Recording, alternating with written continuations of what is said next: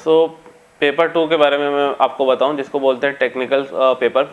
इसमें क्या होते हैं, सिविल इंजीनियरिंग से रिलेटेड जितने भी सब्जेक्ट्स हैं उनके क्वेश्चंस होते हैं।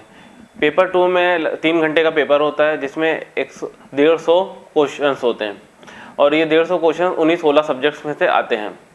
तो जैसे सब्जेक्ट्स के बारे में बात करूँ तो हो गया soil mechanics, fluid mechanics, environmental engineering, strength of material, RCC, steel structures. इनसे अगर रिलेटेड आपने क्वेश्चन लास्ट ईयर के क्वेश्चन सॉल्व किए हुए हैं, then this will be very much helpful to appear in the examination and score a good marks. अब ये 16 subjects में जैसे सॉइल मैकेनिक्स है, इन सभी सब्जेक्ट्स के लिए मैंने क्लास लेक्चर नोट्स फॉलो किए हुए हैं और उनके प्रीवियस ईयर क्वेश्चंस को सॉल्व किया हुआ है।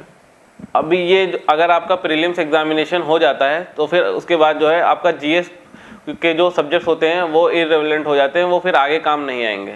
अब फिर होता है मेंस क्वेश्चन। तो जब मेंस होता है तो मेंस में 2 पेपर होते हैं, पेपर 1 एंड पेपर 2। जैसे 8 सब्जेक्ट होते हैं पेपर 1 में और 8 सब्जेक्ट होते हैं पेपर 2 में, और हर एक पेपर 300 नंबर के होते हैं। तो टोटल जो मेंस का होता है सेट होता है वो 600 नंबर के होते हैं। 300 नंबर होते हैं पेपर 1 के और 300 नंबर होते हैं पेपर 2 के। पेपर 1 में 8 क्वेश्चन होते हैं, जिनमें से आपको 5 क्वेश्चन अटेंड करने होते हैं, और पेपर 2 में भी 8 क्वेश्चन होते हैं, जिनमें से 5 क्वेश्चन ही अटेंड करने होते हैं।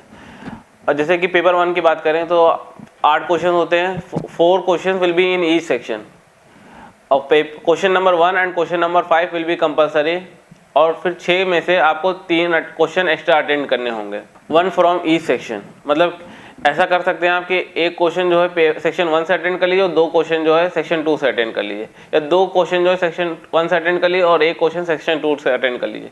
लेकिन ऐसा आप नहीं कर सकते हैं कि तीनों क्वेश्चन आपने सेक्शन 2 से अटेंड कर लिए और 0 क्वेश्चन जो है सेक्शन 1 से अटेंड किए, तो ये चीज़ नहीं मानी जाएगी। एक क्वेश्चन आपका इनवैलिड कर दिया जाएगा एग्जाम में।